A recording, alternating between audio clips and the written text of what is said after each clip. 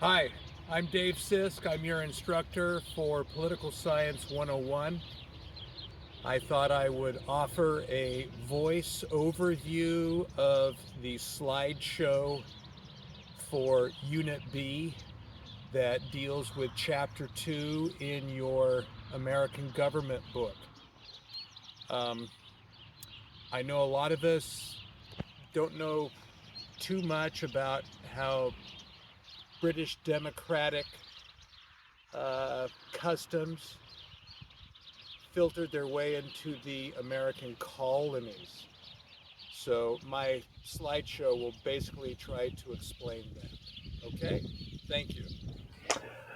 Hello there. This is Mr. Sisk, and this is my first attempt at trying to do a voiceover for a slideshow.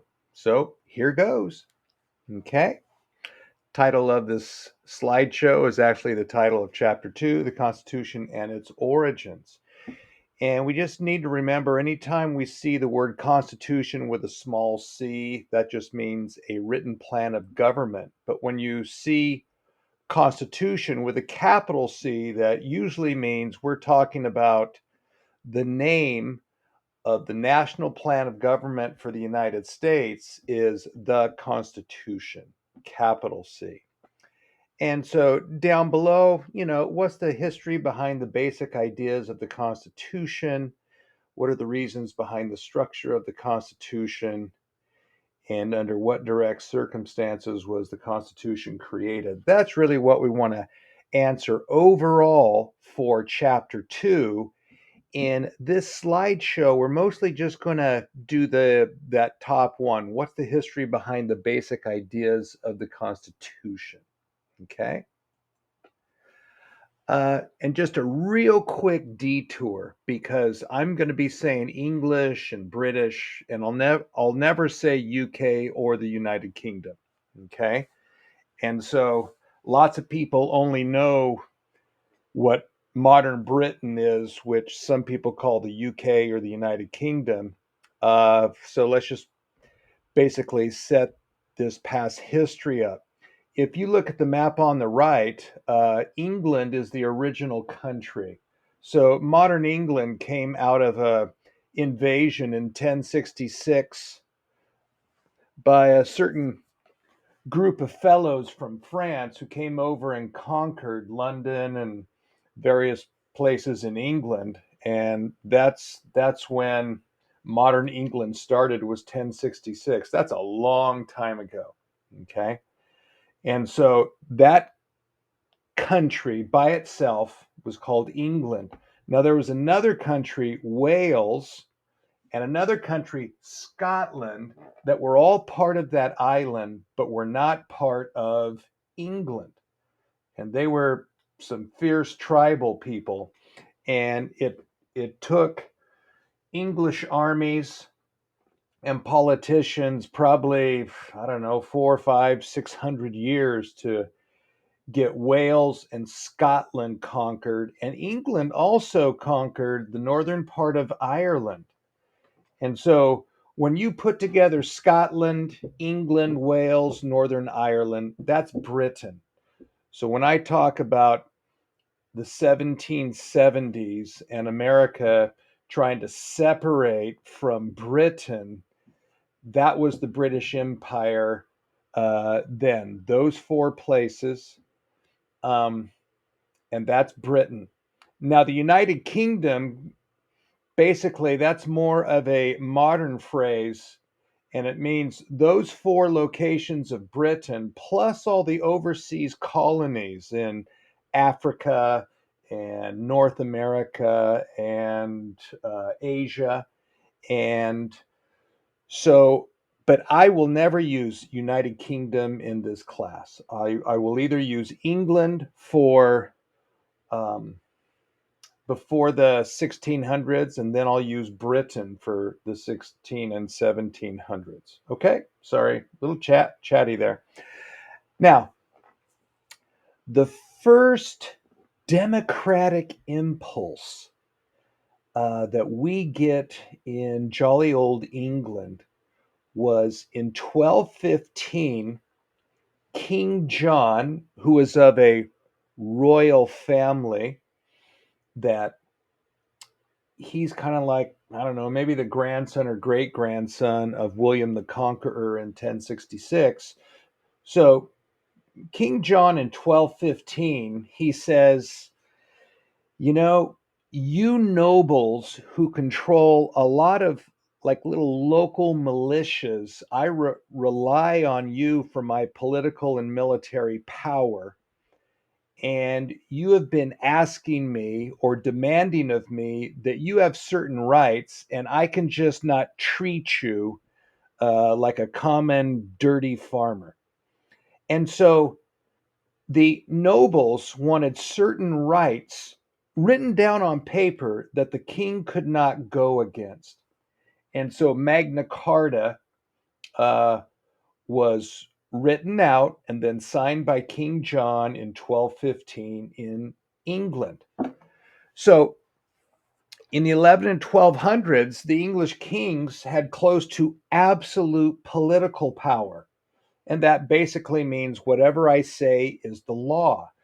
So it was up to the king, not really up to the king. He said it was his power to pass any laws, and it was his power to enforce the laws in the way he wanted those laws enforced. And it was his power to decide any kind of court case.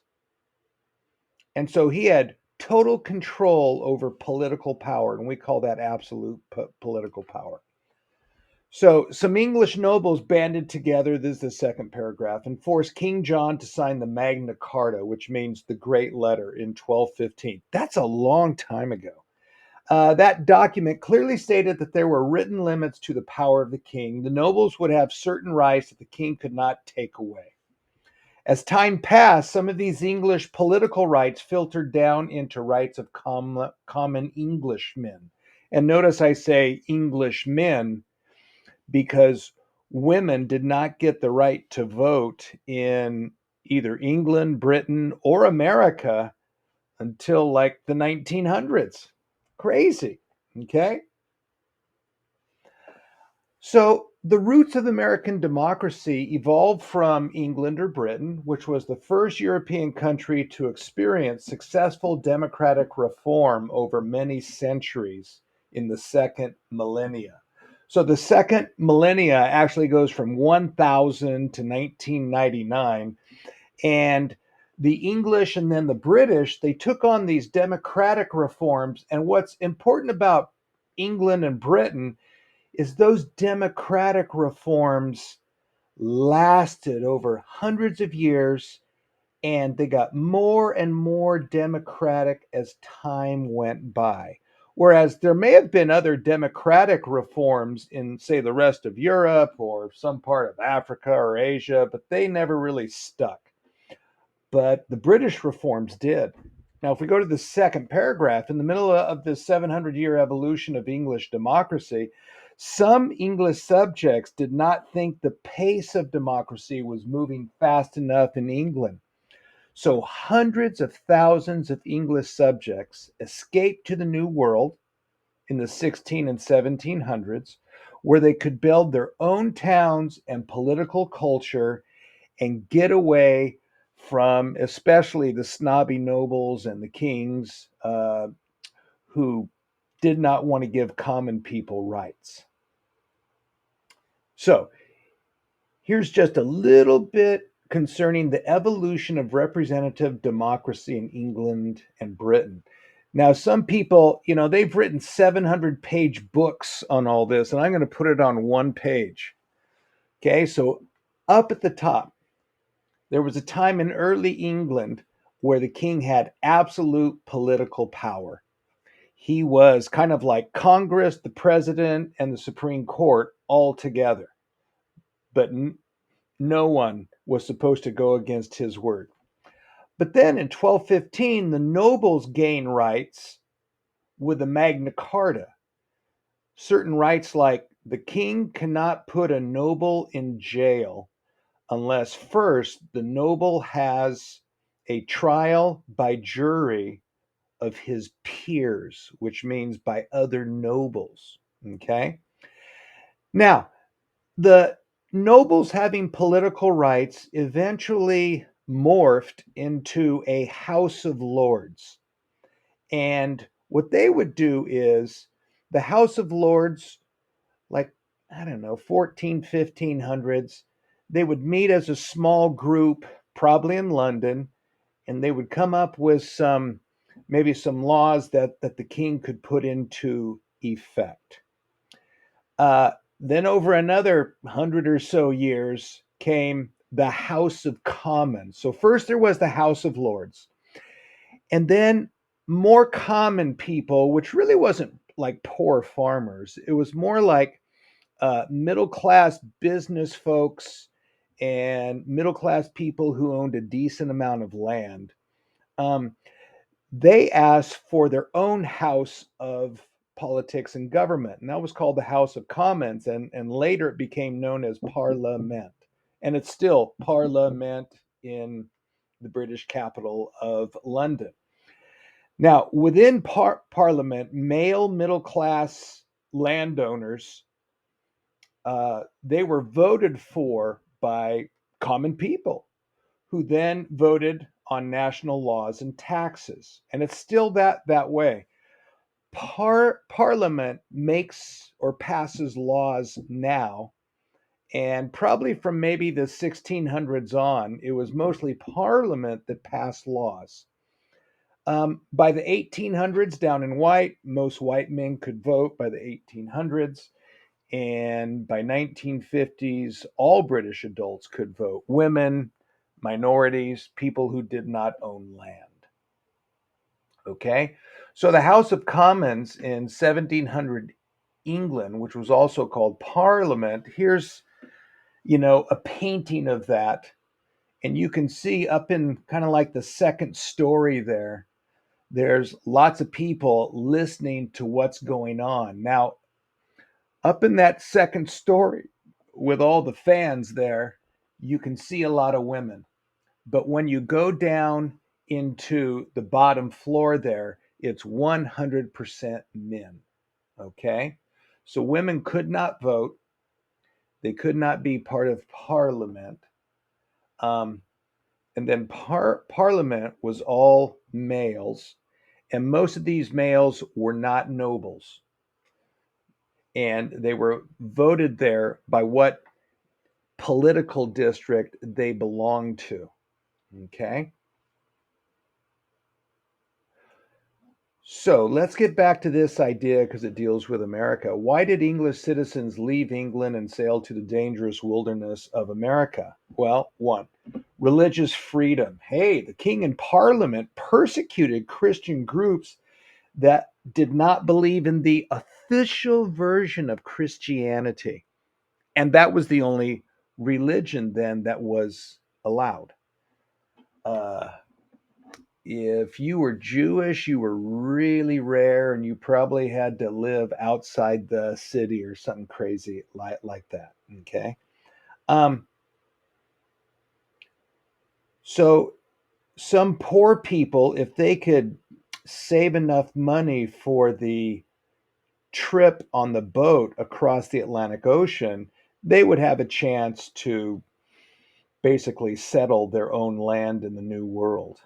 Number three, some British businessmen, they wanted to invest money in setting up certain types of, big farms on the American coast to raise cash crops like tobacco. And also, probably the most prominent is number four, colonial villages in America ruled themselves. Common people could be free of British control. It was like goodbye Britain, goodbye king, goodbye British government, goodbye the official church. We're going to America where we can really be free. But it was also very dangerous. So English settlers first arrived at Jamestown, and that's on the modern coast of Virginia in 1607. And then the Pilgrims landed 13 years later on the Massachusetts coast in 1620. So by about maybe 1730 or 40, the English or British colonies were firmly established on the North America coast, while French settlers moved into Canada in much smaller numbers. So, way back then, uh, the French settled into Canada, but with a lot fewer settlers. Most of the English and French colonists escaped the old world in Europe to build a better, freer life in America. Okay.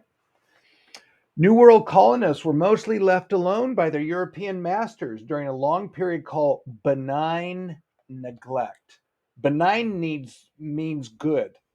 Neglect means we really don't pay attention to you. So for decades and decades, the British government allowed the New World colonists to kind of live in the 13 colonies without really having many laws that affected the colonists in America. But that was all about to change because of a fierce war that broke out between England and France in 1754. And this war was so expensive that the British government reacted after the war after the war ended. The British government reacted by passing a lot of laws on American colonists, and that's when the real problem started, where Americans wanted to be independent. So the last paragraph: within 20 years after the start of the French and Indian Wars, some colonists in America were calling for a split with England while starting their own American nation. So the French and Indian War really was a war in the New World between French national troops that were stationed up in Canada with French colonists in Canada, with some of the Indian tribes in Canada, and kind of like on the outskirts of the British colonies. Whereas that French national government army, colonial French army, and some Indian tribes, they fought against the British National Army, British colonists, and certain tribes that were allied with the British and the colonists. This war, took place over 9 or 10 years. It was fierce, it was devastating, and by 1763, the British had the upper hand, and the French basically signed an agreement to say, well, we lost this war. We're going to give up. Where the French are going to give up total control of the colonies in the new world. And so down at the bottom there, some historians say that the French and Indian War caused the American Revolution. Why? So then we look in yellow. The French and Indian War was very expensive for the British government.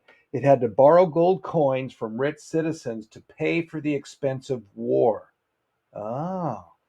After the war, Parliament wanted to raise taxes on common people to pay back the rich people who financed the war.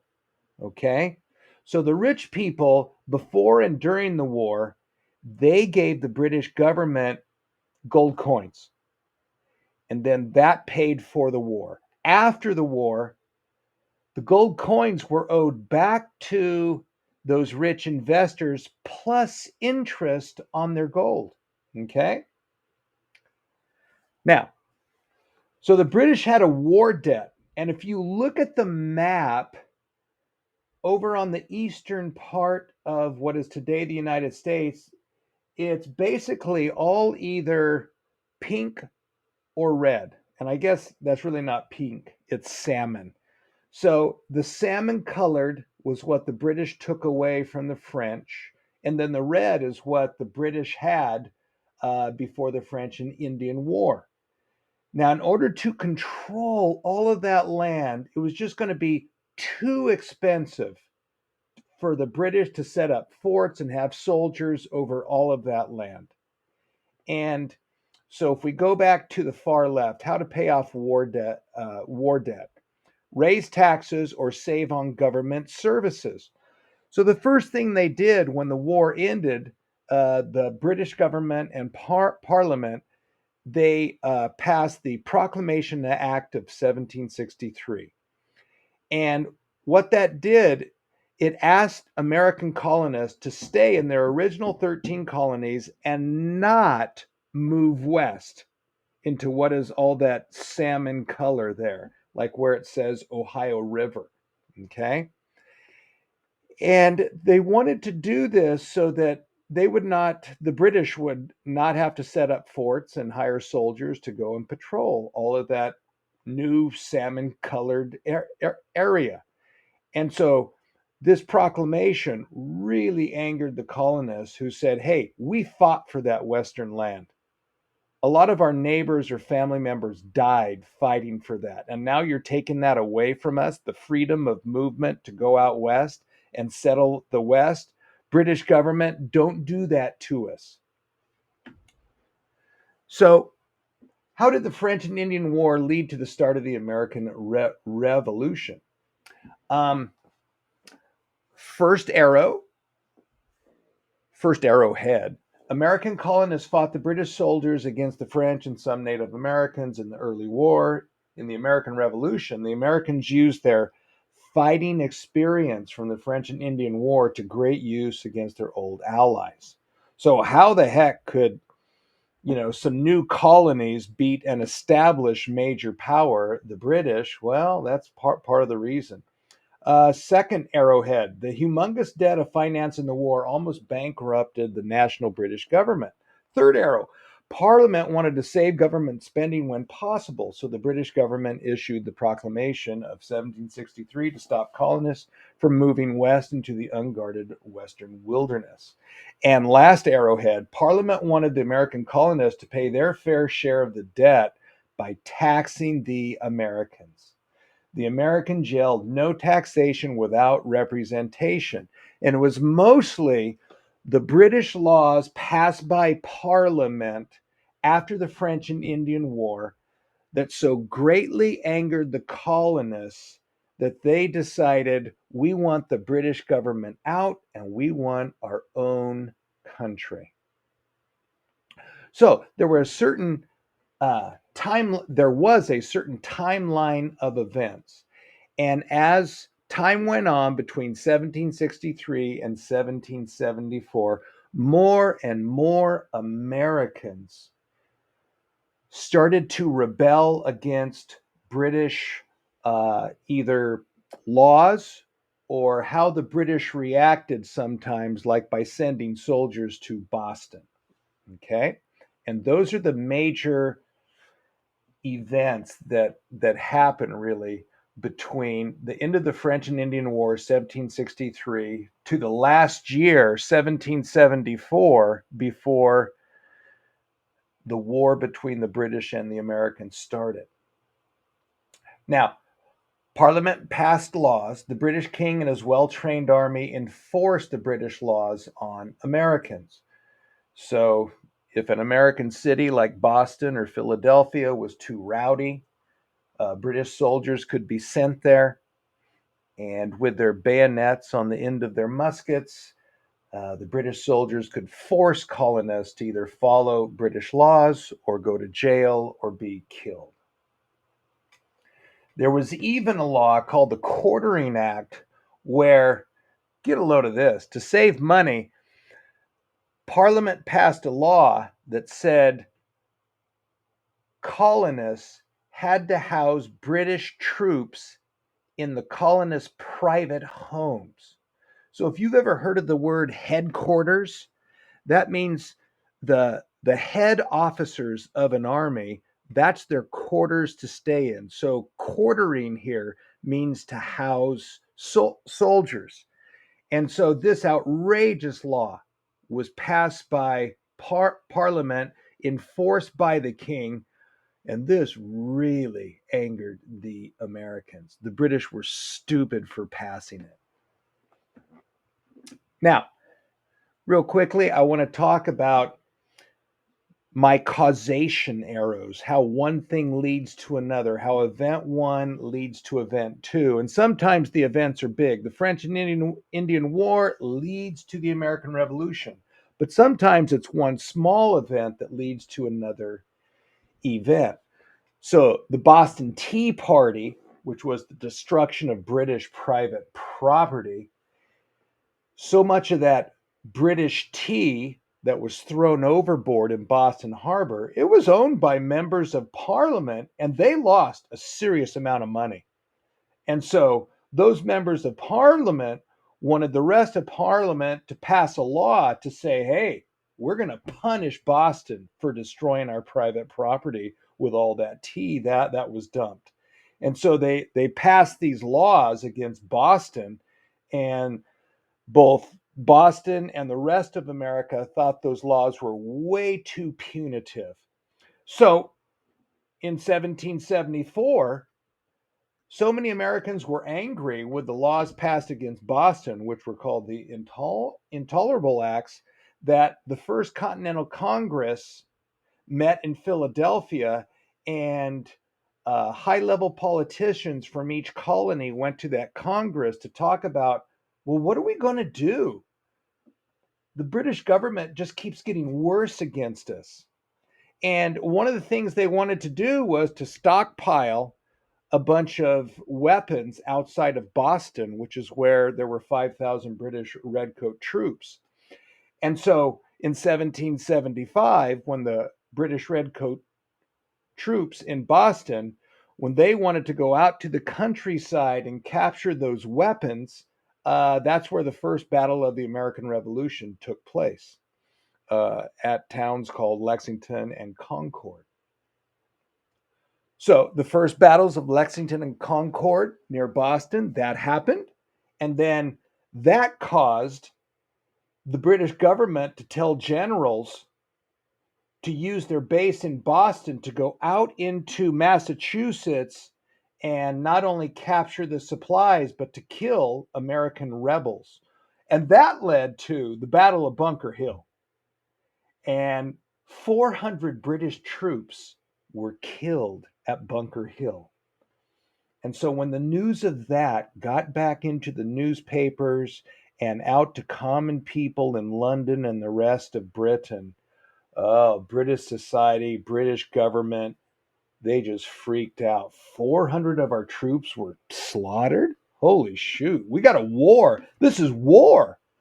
And so after Bunker Hill, everything got serious. And the British decided we're going to get this huge navy and we're going to send over 32,000 soldiers to America and kick the crap out of the American rebels. Meanwhile, the American rebels, they had a second Continental Congress in 1775. And the two main things that they decided then, we're going to start our own army and navy. And then we're going to declare that George Washington is the commander of the Continental Army. So they wanted to organize an army just in case a major war broke out. Okay, what event is depicted in the drawing? Okay, all right. So, drawing of the Boston Tea Party. They're cracking open wooden crates, which is filled with very expensive raw tea. They threw 342 of these huge crates into Boston Harbor, and a lot of money that was invested in those by rich British businessmen went down the drain. And that really caused anger in the Parliament, who then passed the Intolerable Acts against the British, or I'm sorry, against the American colonists in Boston. In 1774, so many Americans were upset at Parliament's laws and the British soldiers who were sent to enforce those laws. Colonial political leaders met in Philadelphia at the First Continental Congress to discuss what the heck the colonies should do about the perilous situation. In 1775, the war started near Boston. The Second Continental Congress met and set up an American Army and Navy to fight the British. And the Second Continental Congress did something very astute politically. They picked a Southern slave owner, George Washington, to be the commander of the overall American Army. And at that point in time, the American Army really was all of the Massachusetts militiamen. And so the Congress wanted an army that would represent all of the American colonies and not just the northern ones that were close to Boston. So by 1776, a full out war was being fought between the British and the Americans. Now, most of the British soldiers were either still in London or Britain or up in Canada. So it was going to take a while, like months, for the British to get enough ships and get all their soldiers ready to invade America. But in July, American leaders passed the Declaration of Independence, which was a long letter to the King and Parliament telling the British government that America wanted to be its own country and wanted to throw the British out of the 13 colonies. So, what did the Declaration of Independence not include? It was not a plan of government. It did not set up a Congress or a presidency or the rules of the Supreme Court. Nope.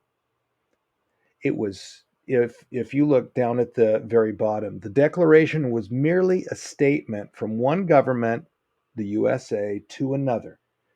The USA told Britain to quit trying to control America and leave. So it was a letter to the British Parliament and King to say, make like bananas and split, get out. Now, the plan of national government for America, the first national plan, that's in the middle in green. By 1777, the Articles of Confederation were in use as our country's first national plan of government. How did the bad history with Britain lead to some of the amendments in the Bill of Rights? Well, the British government in the 1770s and then throughout the American Revolution, the war between Britain and America, the British government and British Army did a lot of things to the American colonists that once the war was over and Americans could rule themselves, American politicians and American common people said, we never want certain things to happen to common citizens again, like what the British did to us. So, a lot of our basic uh, common or civil rights that we have comes from the bad behavior of the British government and army during the 1770s and early 1780s against American citizens. So, one, the British government often enforced an official religion on its subjects. So, in our First Amendment of the Bill of Rights, it says government shall not take away the freedom of religion. Duh. We don't want government telling us how we're supposed to believe in God. Number two, the British government sent soldiers to kill Americans. So our Second Amendment says Americans may own guns for the security of their house and community. Yep. Number three, the British government quartered or housed British soldiers in private American homes. So our Third Amendment in the Bill of Rights says no government shall quarter soldiers in private homes. Oh, well, that's a key right. Number four, the British government threw Americans into jail without a reason and left them in jail for a long time without a trial. So, Amendments 4, 5, and 6 give Americans many rights concerning arrests and trials and search warrants. Number five, the British government jailed and or executed Americans for writing rebellious essays against the British government. Amendment 1 in the Bill of Rights protects freedom of speech and freedom of the press. The Eighth Amendment protects from wrongful punishments. Okay, So, consolidation of national political power. So, we're going to leave the American Revolution and now we're going to try to understand what the Americans did not want in a new national plan of government once the Americans kicked out the British. So, if we look at uh, kind of like gold underline, kings of long ago had all the national political power in their respective countries. Kings passed the national laws. The king's troops and police enforced the laws under the king's directions, and the king served as the ultimate judge in major disputes about the law. So if the king disagreed with any court, he could just say something different, and that was the law. All of the political power at the national level was controlled by the king. Now, here's what the US Constitution did. American politicians, they created a government and then called it the Constitution. And what those leaders did was they separated political power at the national level into three separate political branches or government branches. So the legislative branch was supposed to pass the laws, and our national legislative branch is called the US Congress. So only elected representatives can pass national laws. The president or the Supreme Court cannot pass national laws. Number two, the executive branch. We wanted a separate elected person to be able to enforce the laws passed by Congress. And we gave that person, called the president, certain powers to enforce those laws. And then the third branch was called the judicial. And the judicial branch would solve disputes about the laws. Wow, that sounds like a great system. So here's what the US Constitution set up. On the left, we had a legislative branch, which is Congress, and there's two houses or two chambers in Congress, the House of Reps and the Senate, and they both have representatives from the states, and those two bodies have to vote on a law and pass it before it goes to the president to be signed in as law. And then the White House has the president, the vice president, and then just thousands and thousands of people who help enforce the laws passed by Congress. And then the judicial branch has the Supreme Court and many other federal courts and state courts that solve disputes about the laws. Now, I didn't go over a whole lot of stuff that's in chapter 2. That was basically just the first part of chapter 2. But what I've done, if you like videos to learn by, I have taken tough issues or concepts to understand in chapter 2, and I have found YouTube videos, 12 of them, that talk about different topics in chapter 2. So those topics are in red. So let's say you don't quite understand why was John Locke important. There's one or two YouTube videos that you can watch. And hey, I made sure the YouTube videos, they're not too long, and they're not too weird or goofy. And I only picked ones that I thought were mostly short and could be helpful for what chapter 2 says. You know, what's limited government, what's popular sovereignty, separation of political power, checks and balances, the fierce rivalry between the Federalists and Anti-Federalists in passing the Constitution once it was proposed. Um, why were the Articles of Confederation a complete failure? The Virginia plan versus the New Jersey plan. Our country probably passed the um, Constitution because of the great compromise that solved the problems between big and small states, and the Three-Fifths Compromise, which solved the problem between slave and non slave states. What key element was missing in the Constitution? And how could the Constitution better help Americans as time passed by? So that basically is about amendments. Okay. And so that's all from here. Uh, good luck on reading chapter 1.